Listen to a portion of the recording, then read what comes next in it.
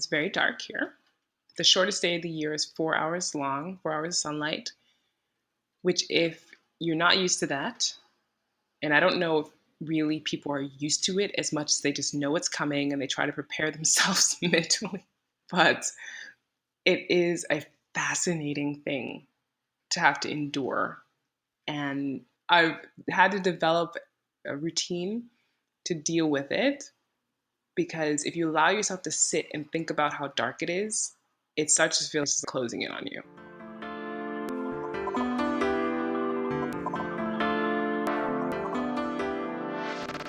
Hey everyone, welcome back to Flourish in the Foreign, the podcast that elevates and affirms the voices and the stories of Black women living and thriving abroad. Why? Because we do this. Yes, Black women move and live abroad. Thank you so much for tuning into the show this week. I appreciate you. If you're new, hi, welcome. I'm Christine Job, the host of the podcast. And in fact, a Black American woman, yes, living and thriving abroad in Barcelona to be exact. So welcome to the show. Thank you so much. You're in for a treat. Flourish in the Foreign is written, hosted, and lovingly edited by me, Christine. And this process is a labor of love, but labor nonetheless. And because podcasting is not free, it takes time, money, and resources to produce this absolutely wonderful, interesting, and informative show for you each week. I'm asking for some support. So please support the show.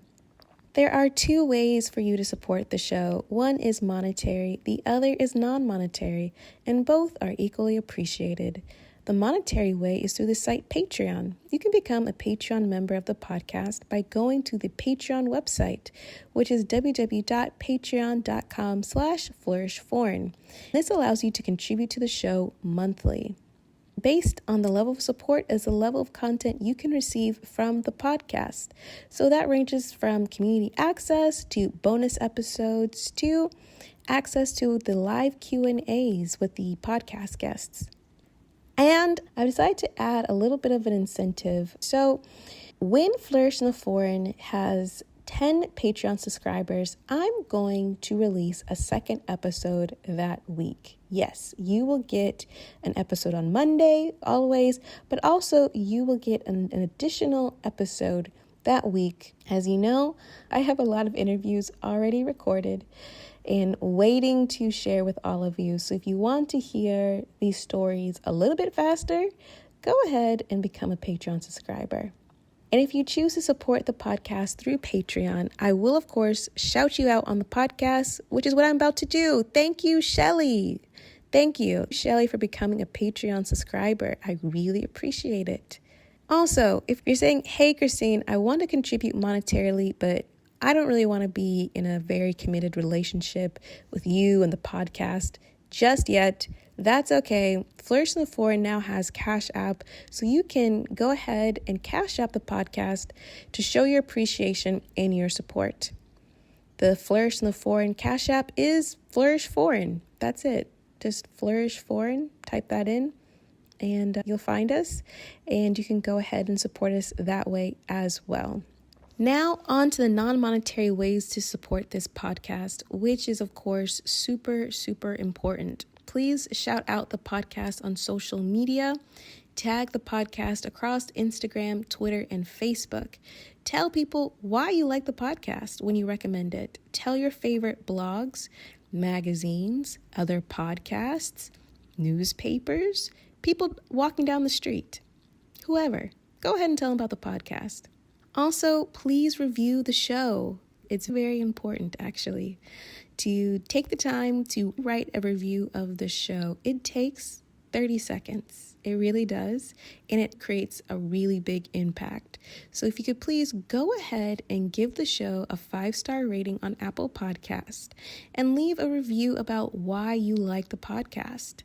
It really makes a difference. It actually helps boost the podcast's SEO, and helps other people to find the podcast, helps other people to listen to these amazing stories. So please go ahead and do that. Thank you so much for listening to the podcast and supporting it. On to our next story. This week, we have Jules, who is from New York and is currently residing in a tiny island nation. She has a fantastic podcast and a fantastic YouTube channel that talks all about living in this tiny island nation. All right, I'm not going to tease it too much longer. I'm going to let Jules tell you all about it. My name is Jules, and I'm 34, and I'm from Brooklyn, New York. I was 30 when I moved to Iceland, and I live in a small town outside of Reykjavik called Mosfellsbær. I've been here for almost 4 years. My mom is originally from Rochester, New York, and my dad is from New York City. They just always had this worldly mindset. It's not like they were really well traveled, but there was just the idea that the world was open to them. And they really instilled that in me and my sister. So within New York City, because we grew up in the 80s, 90s, and of course 2000s, New York City was a very messed up place, especially in the 90s. There was a lot of drugs, there's a lot of violence, and people, for the most part, felt, especially people of color, felt they had their areas of the city, and that was kind of it. It didn't really feel like Manhattan was necessarily open to them. It's kind of for wealthier people or whatever, depending on what part of Manhattan you lived in, to be fair. But I'm talking about Park Avenue or different museums and all this jazz. And my mom never felt that way. She was always the one to be like, we're going to the museum, we're going to Central Park, we're going all these different places. And she didn't just take me and my sister. She ended up starting a community center in Bushwick, in which she wrote a bunch of grants and was able to get funding in order to have an after school program. That's how it started, in which she could feed the kids at the after school program from all the different schools in the area. She wrote more grants, ended up getting a summer program where she would also feed them all day, but then we would go on trips. And we went on trips every day except for Fridays, which was the arts and crafts day. And we would go to the beach, we would go to Manhattan, and she's taking 30 Black and brown kids on the train to Manhattan, to all these different places. And it was just, in my mind, it just seemed like a normal thing. It didn't seem strange at all that we would show up somewhere that maybe ordinarily these kids didn't feel like they had access to. And just having parents like this who were encouraging us to always kind of explore, do our best. When I was in high school, there was a potential trip to Italy, and she was just like, we are doing whatever we can to make sure that we can afford to send you on this trip, because traveling abroad is such an educational experience. We want to make sure that you get that. You can't learn this in a book. I just felt so grateful all the time. And before I even went on that trip, I remember sitting in a classroom. I think it was an economics class. And the thought came in my mind is, I don't think I'm supposed to be living in the United States, because we were talking about the US and some history stuff, and it just didn't resonate with me. And I was just like, I feel like I don't belong here. I'm not saying I necessarily knew I would ever be in Iceland or, somewhere other than the US, but there was just something inside of me that I knew back then. I did want to live abroad. I just didn't know how I was going to go about it. And I tucked it away in my brain. I asked Jules about her university experience, where she went to school, what she studied, and also if she had the opportunity to study abroad. I studied at Rensselaer Polytechnic Institute. I have a degree in biomedical engineering. My university experience was great at first and then very challenging. When I was starting out, I was just super social, having lots of fun. And it was only until later on, maybe my junior year, where I realized that I was specifically majoring in materials. We were in a lab testing a lot of things, and I didn't like it. And I kept thinking to myself, why am I doing this? And I didn't have the passion for it. That became really challenging for me to want to continue, but I knew that having this degree is a great backup, honestly, if I have to decide later on that I want to either pursue something else in this. And in general, it's a fascinating thing to study, but it just didn't feel like it was my calling. My university experience went from being really, really fun to being, let's just get through this, it'll be over soon, and then we can just live our lives and pursue other things. I did have a chance to study abroad. The opportunity was there, and it was specifically to go to Egypt, I think. And I pulled out. I was really nervous about the whole thing. I never took the opportunity, and I don't know why. I don't know, something inside of me was like, just don't do it. I ended up just kind of letting that opportunity go by me. I wouldn't say I regret it, but I do like to think my life would be very different if I had decided to do that. Because after I graduated, I decided I'd wanted to just pursue other things.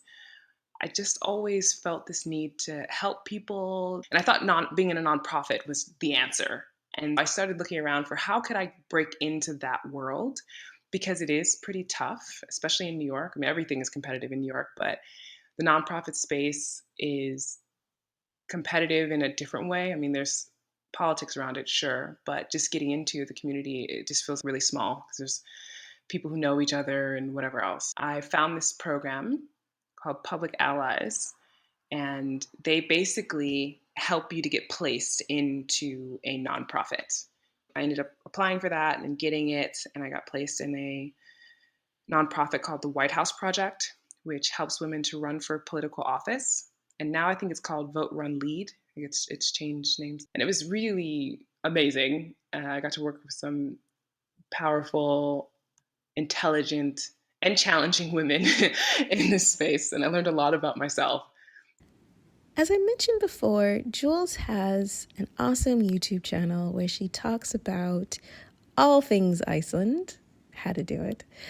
And she also talks about her journey to Iceland. But what I hadn't realized is that her journey to Iceland effectively took about 13 years. When I was in college, my friend Orre, who is Icelandic, told me that he had a group of Icelandic friends coming to visit. And he's like, yeah, you should come. It's going to be really fun. So I did. And, we partied one night. And one of the guys there, Gunnar, and he's of the guys, he's the one I'm attracted to, but not in like pursuing anything. Just he's a good looking guy, fun to talk to, seems really nice. And we were both really young. I think I was maybe 20 at the time. And I could not see myself even being in a relationship. I was having way too much fun in college in general. I went to a school that was the ratio was 3 guys to 1 girl. I'm definitely not chasing after anybody. And Facebook started to become a thing not too long after this. We were connected there, and every once in a while we would chat, asking how the other one's doing. At some point, Gunnar moved from Iceland to the United States to pursue his PhD, and he ended up getting married, got divorced, and then at some point in time, we both were single. And he called me while he was visiting his mentor in Atlanta and was like, hey, we haven't seen each other in a long time. Would you like to meet up? So 7 years ago, when we were both single, we decided to meet up in Chicago because he was going to school in Indiana. And I'd never been to Chicago. It was an easy flight for me from New York City. And the idea was that we were going to have a friends with benefits weekend. And we didn't say that, but it was just like, if I was going to be with somebody, I wanted them to be in New York City. I had a list of things that I believed that I wanted in a mate. And one of them was that they lived in the city I was in so that I didn't have to do long distance. And he was like, yeah, and I don't want to be with anybody right now who basically isn't Icelandic because I don't want someone to ever feel forced that they have to move to Iceland because I'm moving to Iceland when I'm finished with school. And he had a girlfriend after he'd gotten divorced who was from the United States. And it just felt like there is this expectation or pressure on the relationship to move to Iceland. I was like, yeah, I can totally understand that. We were just essentially getting to know each other as friends on the phone before we had this big meetup weekend. When we saw each other, it was basically we were a couple. We weren't trying to be, but it just felt right. And we had a lovely time. And at the end of the weekend, he asked me if I wanted to be in a relationship. And I wasn't prepared for that because I thought to myself, we had said we didn't want the same things. I'm just trying to not mentally or emotionally get attached to this individual. And It sent me in a bit of a tailspin, but I was so down for it, but afraid that this wouldn't work out because he's living in Indiana, I'm living in New York, and he's eventually planning to move to Iceland. We were in a long distance relationship for 3 years, and I would go traveling to Indiana, and he would come to me. We do that every month. And then finally, he moved to Iceland. We met around 13 years ago. And so, in between us meeting and then eventually getting together, I had no idea, of course, that he would turn into my husband. Jules had been a successful nonprofit professional and also digital marketer in New York. Moving to Iceland meant getting a new job. I was really interested in her strategy in finding a job in Iceland that was in alignment with her abilities and something that she would feel fulfilled doing. When he got to Iceland, I started looking for jobs there, which took about 7 months before I found the right job for me. And one of the things that was super important for me to move to Iceland was to find a job in something that I was already good at. So I was already building a career in digital marketing. I transitioned from, that nonprofit world into marketing, was doing quite well there. It didn't feel like the right thing for me to just pick up, go to another country, and feel like I'm starting everything over again. I just wasn't interested in that. And he was very supportive of that. I was living by myself in a studio apartment in New York City, enjoying that. I really did living by myself. Every day would be wake up, go to work, come home, talk to Goodnut, look for jobs. Like this was kind of my, cycle 6 months before moving. Of course, I was going to work, doing my normal thing, trying my best to keep it to myself that I am trying to get out of this job because I was just so excited about the opportunity to move to Iceland, and only my close friends knew, and my family, of course, knew what I was pursuing. I did not understand the language. I'm still working on it. Icelandic is pretty difficult, but it is possible to learn. And I needed Gunnar's help all the time because most of the advertisements were in Icelandic. I would tell him what I was looking for, and we would go through the paper. And then I started to understand enough words and read enough words that I could point out, like, oh, this one might make sense. And then I'd send in my application and CV. And a big part to me of job searching, whether it's abroad or in the United States, has always been to follow up. And if you want the opportunity, actually pursue it and don't just wait for them to come to you. I would regularly, after getting my application in on time, I would follow up via email, or if I could call them, I would. And I was getting responses. I mean, sometimes it would be like, oh, we decided to go with this other candidate, or we're looking for whatever else. And that was fine as long as you're getting an answer. Of course, it's always harder when you don't know. And finally, though, we found a job. And when I applied for it, there was this moment of, I wonder if this is going to be it, especially when they replied. And I had my first Skype call with them, which was 6 o'clock in the morning, New York time. And what was funny is that they wanted to do a video call, but I refused because I was exhausted. I was like, there's no way. But they were fine with it. It was great. And the next time, though, that I ended up having another interview, the second round, I went to Iceland. And this is one of those cultural things where Icelanders are not known for planning ahead. They kind of just roll with it.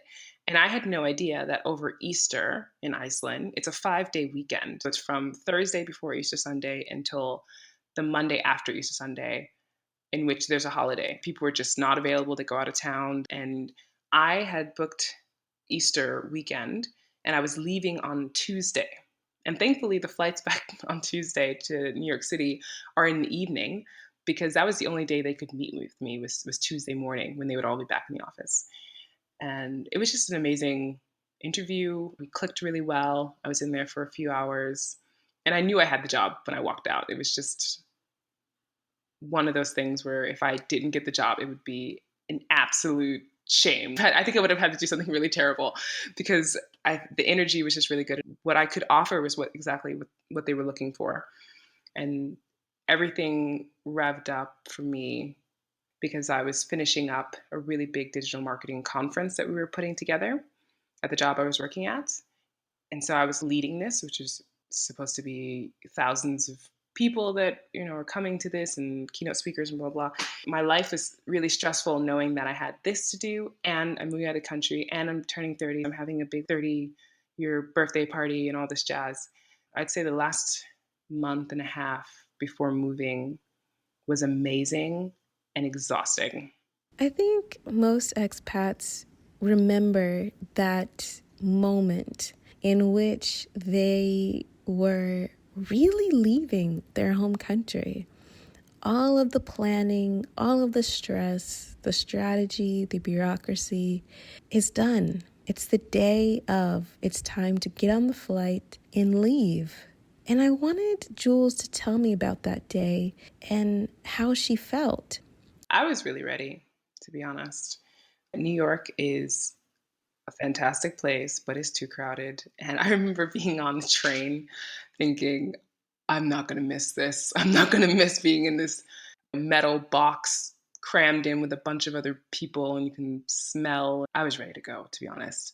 The only hard part for me was saying see you later to my mom. And we both cried at the airport. And not like, oh, I'm crying because this is going to be terrible without you. It was just I knew that my sister had already moved to DC and my mom was feeling that empty nester thing. It was really hard for her to know that her youngest was leaving. We just embraced a lot. And then off I went. The next day after I landed, I went straight to work. And I purposefully did this because we had been on vacation anyway. We went for a month around some parts of the US and then to Germany to visit some of his friends. It wasn't like I wasn't rested. I was kind of fully ready to just jump right in. And that helped me because I am one of those people that even though I want to feel I belong, I need to have a purpose when I get someplace. Some people, they need to relax and absorb the atmosphere and whatever. No, me, I want to feel like there's something I'm literally working on. There's a goal right now. And my goal was to come in and make a difference for this company, to get to know them, what their needs are, how I can add value as much as possible. And what's crazy is that in 2016, Iceland had one of the best summers that they'd had in a long time. But I was too busy working and, and not realizing that when summer is good in Iceland, you take advantage of it. Or any day actually is good. If you're having decent weather, you take advantage of it. And the people in the company, I used to think they were really lazy. And I'm coming from New York attitude, so I have to remember this of like you just got to get it done. And also summer exists all summer. It's not this week it's going to be incredibly rainy, windy, and the next week maybe you'll see the sun. It's not like that at all in New York. I mean, it's hot and it's sticky, and of course it can rain, but it's pretty stable summer weather. Whereas here, it can feel like fall and summer and winter all in the same day in a summer month. If it's feeling summer, you should just go outside. And people were doing that. They would come into work, leave at 2 o'clock in the afternoon or whatever, and I'd be there till 6 or 7. I wasn't aware, and people were trying to tell me, but I wasn't listening because I was hell bent on doing work and providing some type of value that I kind of forgot to be a person a little bit. I wanted Jules to tell me more about the differences between Icelandic work culture and the work culture she experienced as American, particularly in New York City. The most obvious thing is the hierarchy. It's much flatter here, for sure. Not to say that they don't have any hierarchy at all. Like where I work currently, and even where I worked before, there is a CEO, a COO, all this jazz. But everyone's idea is something that they want to hear if they're asking for ideas, and not just, oh, tell me what you think. And then when you do, they're like, oh, no. This is like kind of shutting it down. Whereas in Iceland, they really do open it up. Everyone has the ability to contribute and they're willing to include people more or give you the ability to take charge of things. The management style is very lax. And because they have this attitude of like, it'll all work out, and "Þettar is kind of the national slogan of Iceland, which is it will all basically work out, can be very frustrating for a person who feels like they need more details and they're not just leaving it up to fate in some ways. I worked at an adventure company, a tourism company, and there were many days where I was just like, okay, I love having this freedom, but I also feel like I'm lost in whether or not we should be going in some other areas or if we have the resources for all the things that I want to do. Am I just adding on work to myself? And there's no one really here to give me some more guidance. But then now that I've moved to another place, an advertising agency, it's super dynamic and to the point where the work is endless. You literally could just work yourself to death in a place like this. But again, very flat structure. I can at any point go to the CEO and talk about some things that either I feel like would be good for us to do or that might be bothering me, they're happening in the company. And I've seen plenty of people go to him and ask him if he has 5 minutes, and he always finds time to talk with them. There's always this inclusion of, great, I want to hear your ideas. I want to feel like we're all in this together. They're really open. So, and they also have a lot of snacks. I don't remember this in the other jobs that I had in the US, but there's coffee time, which is essentially people bring in ridiculous amounts of cakes and different treats, and everyone sits around and is chatting. And you're like, it's work time. In the beginning, when I first moved, it was like, what is everyone doing? They sit down for 15, 20 minutes. This is ridiculous. Twice a day. And it's actually built into their contracts to do this. I didn't realize, and I had to learn a lot of my rights from the unions. So I'm part of a union, and it makes sense if you're working here to be part of a union. And within that, they tell you all the things that you have access to and that your employer is not allowed to do or should be doing or whatever else. That was kind of nice too, to feel like you had people backing you and that you could go to your union if there was something wrong. And it's a very strong union culture.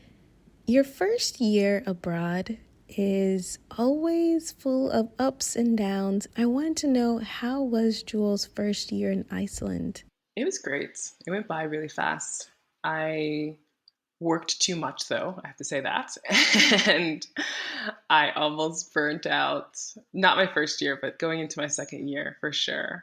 In my first year, I loved the fact that because I was working for an outdoor adventure company, I was exposed to so much Icelandic nature. And it was a part of my job. The company felt like, if you don't understand our tours, if you don't understand the experiences that the people are having who come to Iceland that we cater to, then how can you do the marketing? It was a part of my job to go on hiking tours, to go on glaciers, to go kayaking, to do all these things that I'd never done before, but I was totally down for, and I could take my husband for free. I don't know if I took enough advantage of it, to be honest, but I made some really good friends, and I just felt like I'd gotten in touch with a part of myself that I didn't even realize was there. And I was really challenged though, because hiking is hard. I ended up coming up with a plan for this guide. His name is Matteo, and he was turning 40, and he wanted to climb 100 ice climbing routes in a year. And I thought this was such a great idea. And of course, because I thought it was a great idea and decided to help him pursue it, my boss was like, okay, you go out and help them make this happen, right? So I'm going out with them, not well versed in kind of these natural surroundings, and I have some hiking boots or whatever else, but I had no idea what we were in store for.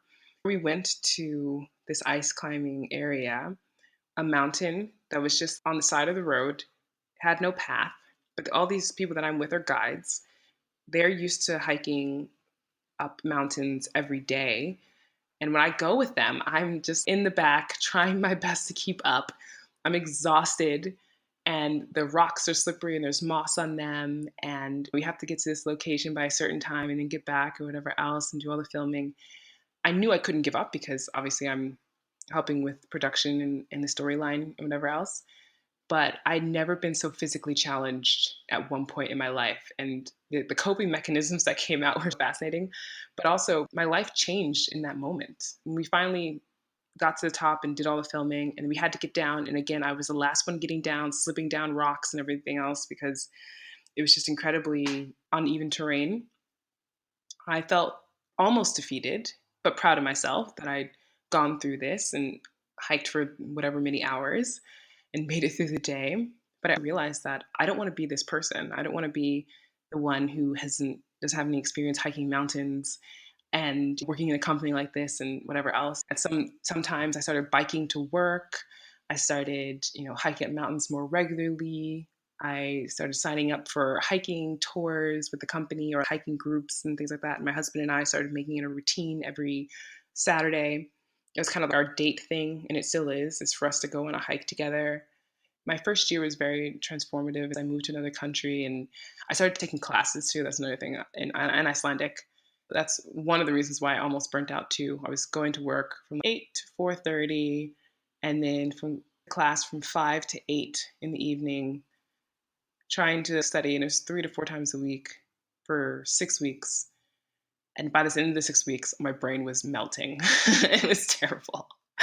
And there was a lot of me trying to jam pack in everything. I just have always been one of these people that just full on into it, and then things start to break down, meaning it's not sustainable to continue on this way. And I had to learn that it's okay for me to take my time learning language. It's okay for me to take a break and not try to be the most athletic person in the company or something, even though it's not possible because these people are superhumans or something. And yeah, it was just a fantastic year. Iceland, a island nation with gorgeous nature. I wanted to know, how much did this beautiful landscape actually cost? Food, for instance, it is very easy to spend $20 to $30 on a meal here. If it's $20 or $15, that might be considered affordable. It's just like, why is it so expensive to go out to eat? And it's because they have to pay a livable wage to the people who work there. The prices are much higher. And then, of course, you're on this island and a lot of things are imported. Certain foods are more expensive than others. Gas is ridiculously expensive. Similarly, with food at times, even food grown in Iceland, because of the cost of it, is expensive. Whether you're getting it imported or you're buying it directly here, it still is a higher price than if you were to buy it in New York. Living expenses, owning a place is the way to go if you can afford it. Unfortunately, rent has been really high here, and that's mainly because of the market has been flooded with Airbnbs to attract tourists. And for a while that was working, but then it was pushing everybody out of the downtown area and into other places where maybe rent might have been affordable before, but now that you have so many other people trying to live there, it became much more expensive. You can easily pay around 1,500, 2,000 for a month dollars for a small place in downtown. And it's just like, what am I like, trying to live in, I don't know, trendy area in Brooklyn or something? This is ridiculous. It's freaking Iceland. There's 360,000 people who live here. Why is the rent so expensive? And depending on what you make, it can be fine. I've been very fortunate because I've made a good salary. My husband also, he has his own practice, so life is not difficult. But there are plenty of people who, if you're working as a server in a restaurant or whatever else, money can be easily quite tight because things are so expensive. If you eat out often, I don't see how people can sustain that. It's just insane. You can easily spend more than $100 a day on food for when you're eating out. And that doesn't have to be that you were trying to go to the most expensive places. A pressing concern for all expats is healthcare. Is it affordable? What are the differences between the Icelandic healthcare system and the American healthcare system? So, healthcare is heavily subsidized, but it's not completely free. Every township has a health center. And when you're in your different area, you're supposed to go to that health center if you have a problem because your doctor is assigned to you there. They know because once you give them your social security number, which is called the kennitala in Icelandic, then They just put your Kenitala in, your name pulls up, they know what your address is and that you're at the right health center. I think I've paid $12 or something like that for going to the doctor. And it's just really not expensive at all. It's enough where you have to pay just a little bit, but if you have to go to a specialist, that's where it can get quite expensive. And people tell me if you need to see a couple of specialists, do it all in the same month because there's a max amount that you have to pay. After you hit a cutoff point of maybe $300, let's just say, then you stop having to pay for these visits because they don't want to make healthcare too expensive. And I've never had a child, but I've heard that it's practically free, the service for pregnant women, if not completely free. When I think of Iceland or Icelandic people, I definitely think of very blonde, very fair, blue-eyed people. So I was very curious as to knowing, how was Jules' experience being a Black woman in Iceland? Well, it at first was a little overwhelming at times. And I think the only reason why is that Icelandic people have a tendency to stare. And they're not people who normally are smiling just walking down the street. They're staring, and you can't tell if they're staring because they're just curious or they have a problem or they see something that maybe they notice something on your face. Like, I have no idea. And at first was like, oh man, this is so strange. And Gunnar's like, oh, we just stare. And I was like, okay, fine.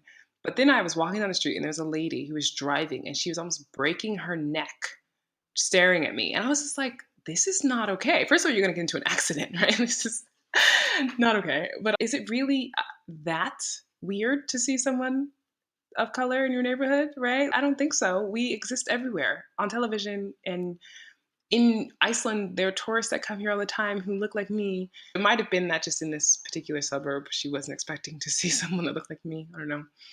I've never felt, though, that I wasn't accepted here. And I've always found it hilarious when little kids see me who aren't used to seeing a brown person because they always stare so weirdly. Sometimes literally their mouth is open. Whoa. It's like, that's always like amused me. I think with adults, it's was sometimes a little harder though, because it's just like, I know you travel. It's not that odd, right? But again, it's a curiosity thing. And I just eventually realized that I could also stare back. And what's helped though is that a friend of mine, we did a video together about being Black in Iceland on YouTube. And that got around Iceland and even got into the newspaper because people thought that this would be helpful to share because nothing that we said in there was negative. It was just basically, this is our experience. And if you're coming to Iceland and you look anything like us, FYI, this might be something that you experience. And overall, though, Icelandic people have been very accepting. They've been very warm and welcoming once you get to know them. And if I go to the store here in my town, they speak Icelandic to me immediately. They don't assume English. And I love that because I do want, of course, the chance to practice, but I also want to feel like you see me as a human being who has the capability of speaking this language too. And it just kind of makes it feel equal. And I don't feel like Jules, the Black girl in Iceland. I just feel like myself. And that's been very freeing for me because when I was in the US, and I worked for a UK company before I came here, but we were a satellite office in New York City. And there is this energy that's different. I'd go maybe into a meeting with a bunch of people who were white, and there's just different energy, different tone sometimes. And here, I've gone into so many meetings, and it was just, okay, what have you got for us? And it's just, we just want the value that you bring. There didn't feel like there was a lot of bias or anything against how I physically looked when they first saw me. I was curious as to how she navigated the differences between her Black American culture and her husband's Icelandic culture. He lived in the US for many years before we got together, and he interacted with a lot of people of color. He has a PhD in psychology. I should mention that because when he was giving therapy services to people, a lot of them were from marginalized communities. And he got a lot of insight. And he's also part of a social justice group, just super in touch with inequality in the US, cultural bias, discrimination, racism, police brutality, all of this. He just knew a lot about it. I didn't have to educate him on how harsh that is and how terrible of an experience it is. Granted, there are always things to explain more that he might understand, but he already came with a ridiculous amount of information and compassion for the culture. That was very helpful for me. It just felt very natural because he was already understanding. But coming to Iceland, there have been times where it's just, okay, we're not touching my hair. We're not doing that. Or if you're going to, I need you to wash your hands and ask me, right? It's just not a free for all. And I'm a vegan, so I think that took people for a spin here too, because it's just an added layer of being other, if you will. I'm a Black woman living in Iceland who doesn't eat their traditional foods, right? So, which does include a decent amount of meat or fish.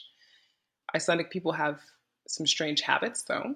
I don't feel comfortable if we were to have a child to leave my child outside to take a nap, for instance. And this is a very safe place.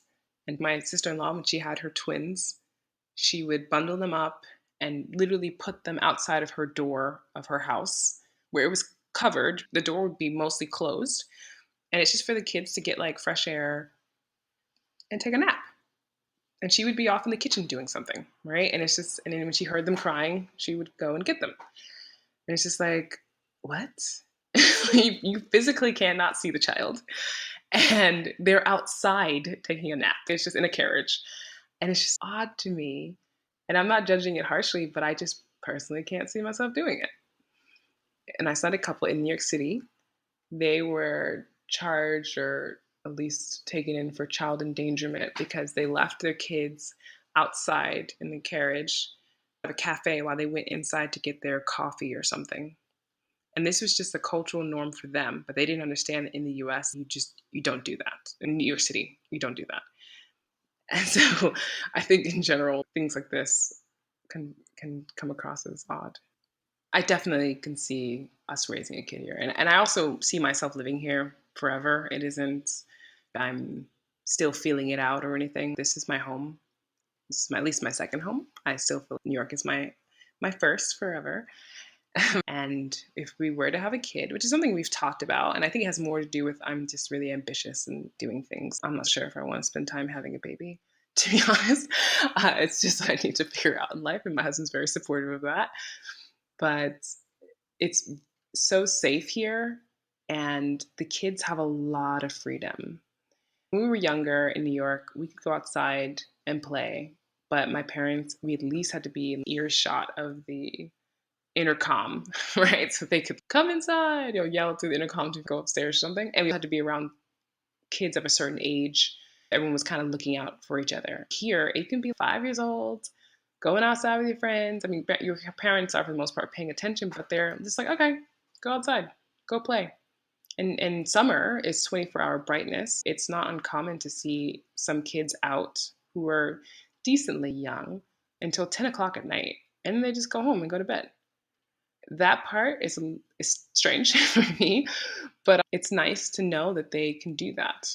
And in Reykjavik, it's changed some. There have been problems with people stealing bikes and things, but we used to live next to a school, the first apartment we had, and I'd walk from the school to the bus, and all the bikes were unlocked. And these were some expensive bikes. These kids really feel safe here, like that no one's going to come and just pick up their bikes. And that's amazing to think that that's not an issue. Education wise, kids do get a great education here. It's free. You don't pay for college. There isn't tuition. It's just a registration fee. There's just the opportunities to not have to go into debt just to get an education, I think is amazing. It's becoming more diverse as well. I've seen a lot more children who are mixed or just from other cultures who are growing up in Iceland. That makes me feel more comfortable. that having a child who doesn't look like what people assume to be Icelandic can still grow up here. I think even Miss Iceland for 2019 is mixed. And that was pretty fascinating because her story when she was growing up, her name is Birta Abibi or something, and people used to call her Birta Appe, and Appe means monkey. So obviously that's not very nice, and that hurt her a lot. And her mom is white, and I don't know where the father was, but she would have to confide in her mom about this and cry and whatever else. And her mom took action and went to the school and taught them and all the teachers and people did something about it. But it's just sad. It's like, where do they get this from, right? Kids don't. How would they just come up with this on their own? That part was a little bit like, it's a little odd.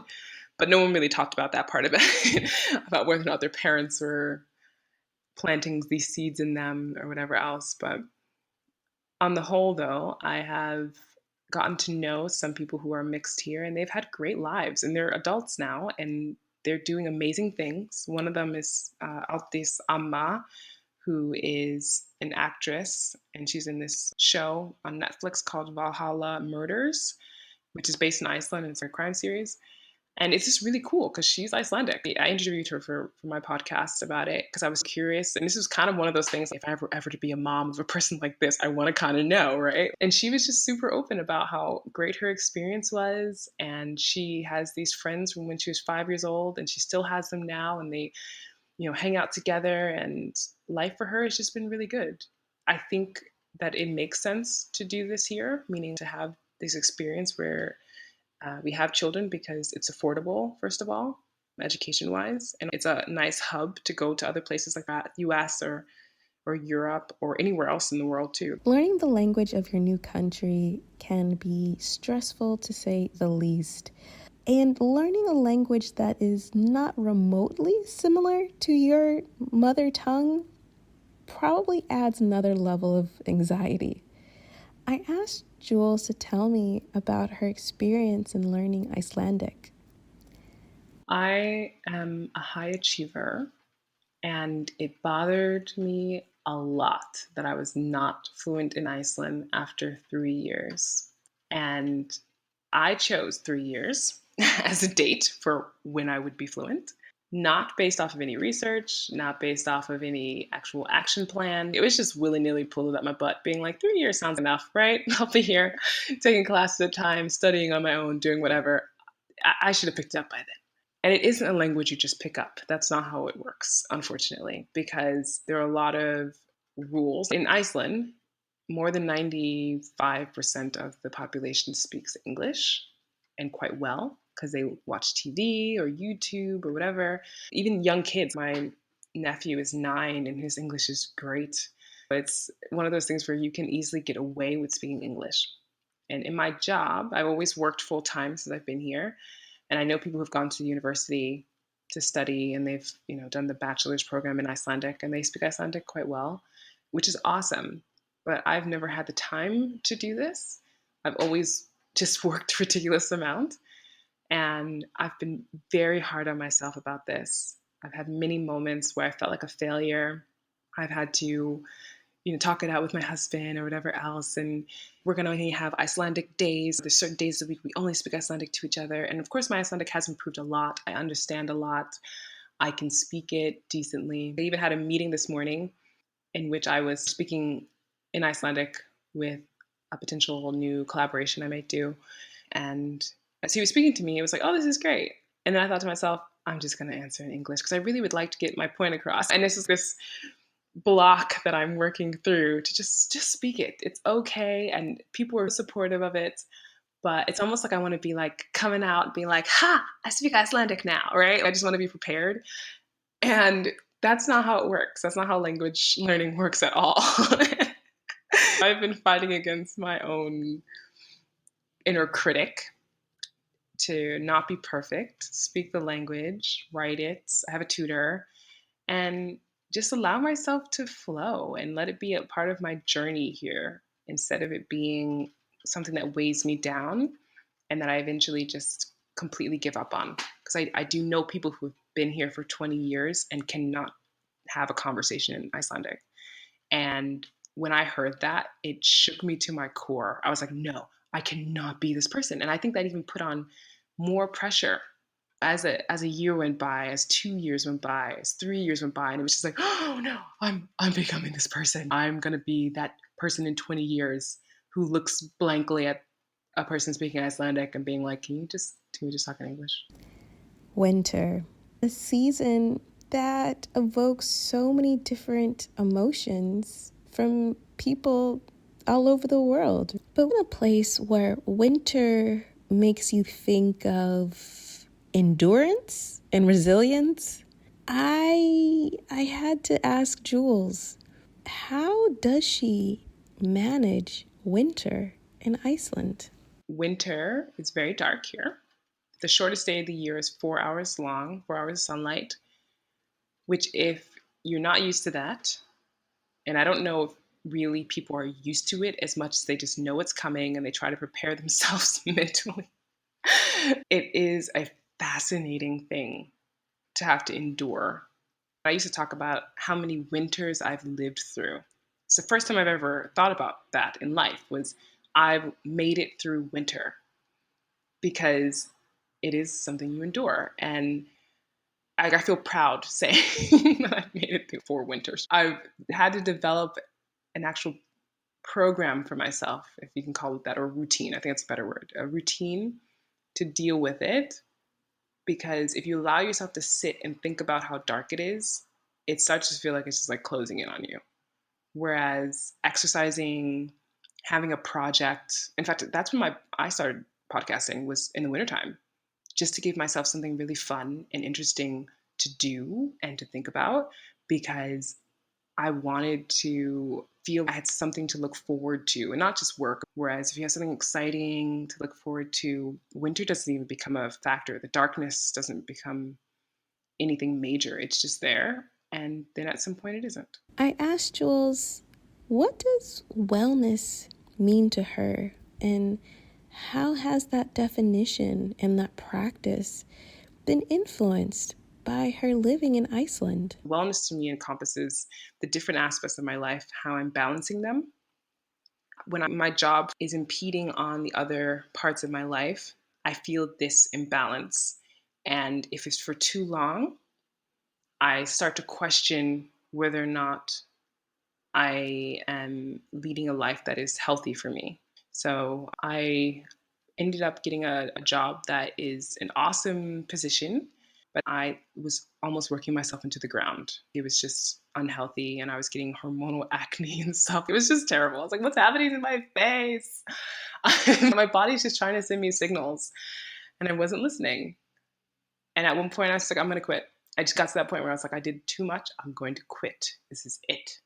and, and when I told the company that I really just wanted to focus on things I was passionate about and I was going to leave, they were like, okay, wait, time out. Because like to them, they just felt like it came out of nowhere. They're like, how about you just work 50%? And I was like, oh, that's a good idea. Thank you. I'm going to do that. Right? I think maybe that's another work culture thing too. I don't know if most companies in the US that I worked for, they wouldn't have been like, let's just figure this out together. Don't leave, right? I feel like they'd be like, all right, bye.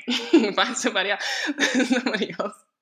Rather than feeling like, let's just not put you in a position where it has to be this ridiculous and we can if you still are willing to bring value to the company and help us out, then we're willing to help you out in some ways too.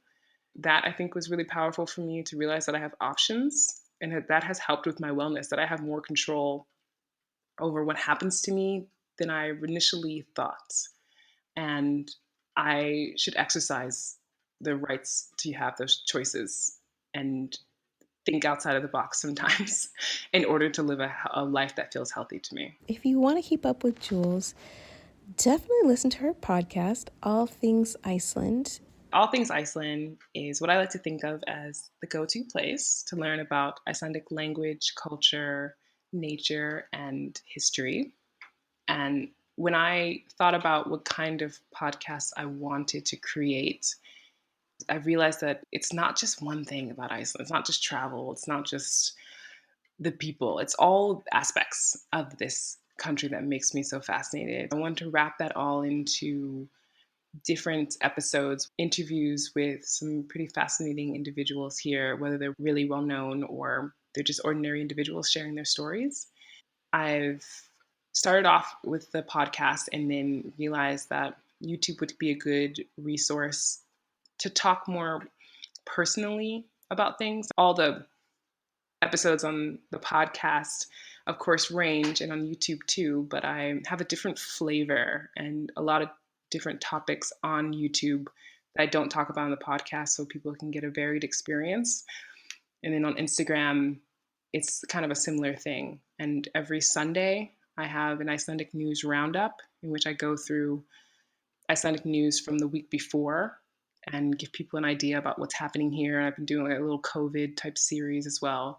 But during the week, I'll talk about Icelandic words and their meanings and how to pronounce them, Icelandic people who are kind of fascinating, or even accounts on Instagram that feature specific Icelandic places or photography about Iceland that might be interesting for people to check out. I'm creating some resources and for people who have never been to Iceland so they can feel prepared and have some assistance and have access to me to ask questions and kind of learn more. allthingsiceland.com is my website. I am All Things Iceland on Instagram, Facebook, and YouTube. You can also find me on Twitter, but I'm not as active there, just to be honest. But on Twitter, I'm Jules Chambers. But it's just best to use All Things Iceland. Thank you so much, Jules. That was such a wonderful episode. Thank you all so much for listening. I want to direct your attention to the Flourish in the Foreign website. Yes, the website is www.flourishintheforeign.com. And on the website, you can actually see a really neat interactive map. And on the map, you can actually click on the pins that are pinned on the map, and it will open up and it will show you the podcast that's associated with the country or the city. So definitely go check that out. Also, if you have any questions about moving abroad, living abroad, thriving abroad, getting a career abroad, starting a business abroad, please send me those questions via Instagram DM, Flourish Foreign, and I'm going to select a couple of the questions to do an IG Live, perhaps weekly. We'll see how that goes. That is all for today. Thank you so much for listening to the podcast and supporting it. I appreciate it. And of course, thank you to Zachary Higgs, who produced the music for this podcast. Zach produces music for artists, rappers, content creators, video games, anything. He can do it all. So if you're looking for some original music for your next project, please check him out. I'll put all of his information in the show notes. Until next time, be well, please take care of yourself, and see you next week.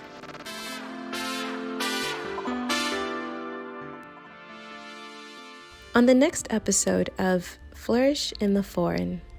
In international media, from TV programs and music, you have a very one-sided view of what an African American is and what African Americans do and how African Americans speak and how they present themselves. And when you get here, you see that it's this caricature and stereotype that's been created